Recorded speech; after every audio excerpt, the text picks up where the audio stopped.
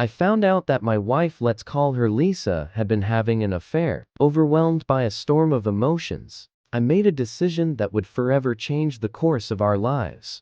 It all started when I accidentally stumbled upon incriminating evidence on Lisa's phone. Text messages, explicit photos, and videos she had exchanged with another man. It felt like a punch to the gut. The foundation of trust we had been building for years collapsed in an instant. Anger, pain, and a sense of betrayal flooded me. I couldn't let it go. I wanted Lisa to understand the pain she had caused me and our family. And what better opportunity could there be than her 50th birthday, a party where our close friends and relatives had gathered? Perhaps it sounds extreme, but I was driven by fury and despair. In the days leading up to the celebration, I meticulously worked on a PowerPoint presentation that would expose Lisa's affair. But while working on it, I changed my plan. Instead of focusing solely on the evidence, I decided to show the beautiful moments we had lived together. At the party, I stood up and began my speech. I talked about how Lisa and I met, our wedding, the birth of our daughter, and the countless happy memories we had shared. I wanted everyone to remember the love that once existed between us. But just as the atmosphere became warm and nostalgic, I switched to the presentation. Messages between Lisa and her lover appeared on the screen. Shock and disbelief froze on the guests' faces as they watched the truth unfold. And the surprises didn't end there. I took a bold step. I replaced her birthday cake with one decorated with explicit photos of Lisa and her lover. When the cake was brought out, I invited everyone to sing "Happy Birthday" to Lisa, who was already visibly distressed and confused. It was a harsh, jaw-dropping moment no one expected. Finally, I handed Lisa the divorce papers right in front of everyone. The room fell silent, and tears streamed down her face. It was devastating for her. Afterward, Lisa's family, including her parents, condemned my actions, claiming I had gone too far and publicly humiliated her. They called it unnecessary and cruel. But to my relief, my own family, including our daughter, supported me. They understood the pain I had gone through and believed my actions were justified. Looking back, I can't help but think the situation could have been handled differently. Perhaps I should have sought therapy or discussed everything privately. But in that moment, I felt compelled to expose the truth in a dramatic way. I'm sharing this story not to encourage anyone to repeat what I did, but as a warning. Infidelity can be devastating, and the emotions it triggers can push us toward rash decisions. Seek support, communicate openly, and weigh all the consequences before making choices that could affect your life and the lives of those around you. My ex-wife Elisa did not contest the divorce. She admitted to the affair and, unexpectedly, explained it by my exhausting work schedule, saying she felt neglected. According to her, the lover made her feel young and desired again,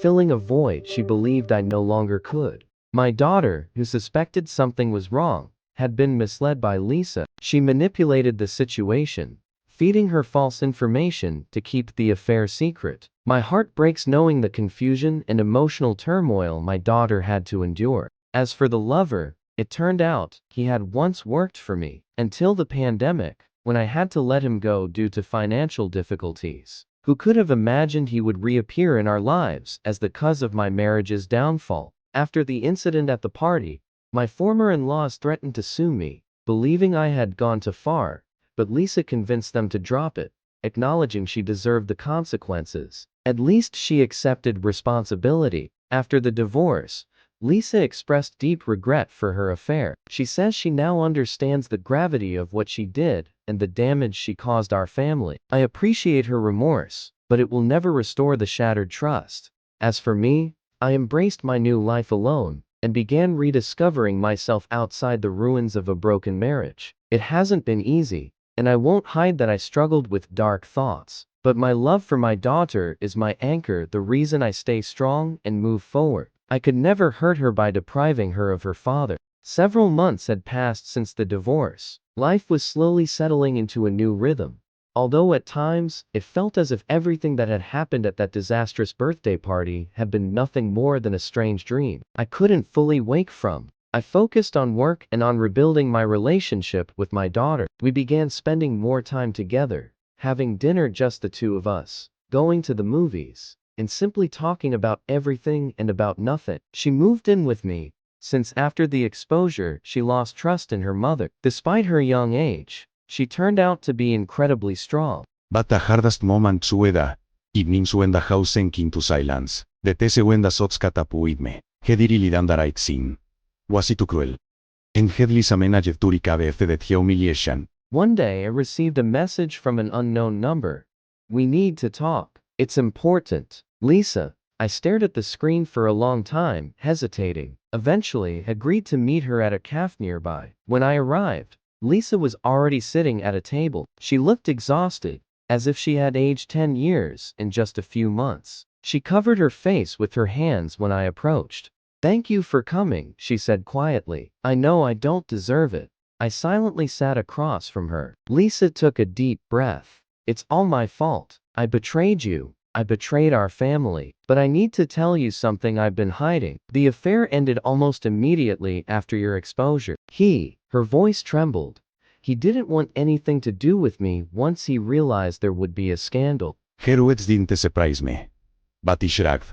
"What do you want, Lisa?" he asked. She wiped her tears and handed me an envelope.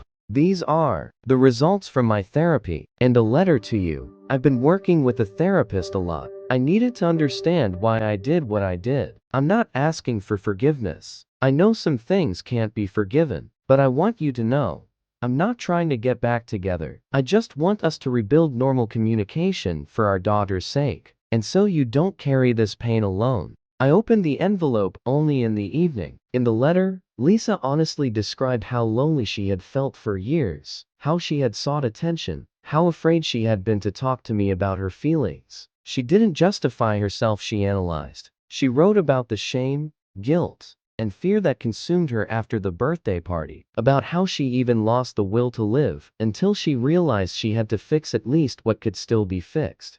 It was painful to read, but for the first time since that night, I felt like I could breathe a little easier. In the weeks that followed, Lisa and I slowly began restoring communication, not as a couple, but as parents. We even started attending family therapy together, though I hadn't planned to at first. But I realized our daughter needed it. Gradually, the anger faded. In its place came understanding.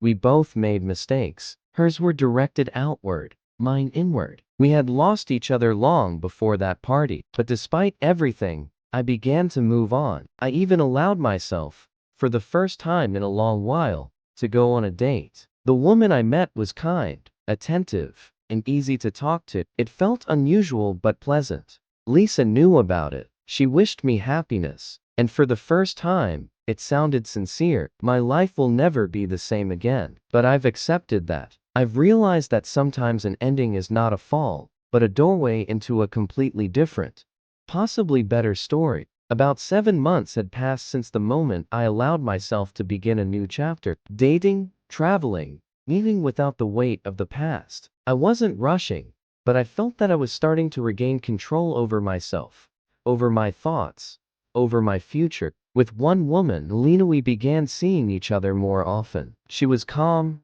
mature, grounded. She worked as a psychologist in a private clinic. Her eyes were always steady, and she never pressured me with questions. She simply listened when I spoke, and when I was silent, she stayed silent beside me. And somehow, that silence eased the tension. I didn't yet know what she would become to me, but I knew one thing for certain. She was nothing like Lisa. She didn't play games, didn't manipulate, didn't demand anything. She simply existed beside me. My daughter, too, began to recover. She finally stopped avoiding her mother. The psychologist recommended rebuilding contact gradually, and from time to time, they met first for an hour or two, then longer. Each time, my daughter returned home with a pain that was bitter, but no longer sharp. One day, she said to me, "Dad, you know, I think Mom has really changed." I only nodded. I didn't want to believe it, but I started to accept it. Everything changed one evening when I received a call from an unknown number. The voice was male.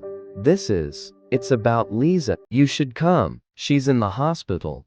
My heart sank. I didn't even manage to ask what had happened. I just grabbed my keys and ran. When I arrived, Lisa was lying in the hospital bed, pale, connected to 4 lines. The doctor stepped out to talk to me, She's had a nervous breakdown, a severe one, long-term stress, depression, sleep deprivation. She's practically exhausted. It's good she was brought in on time.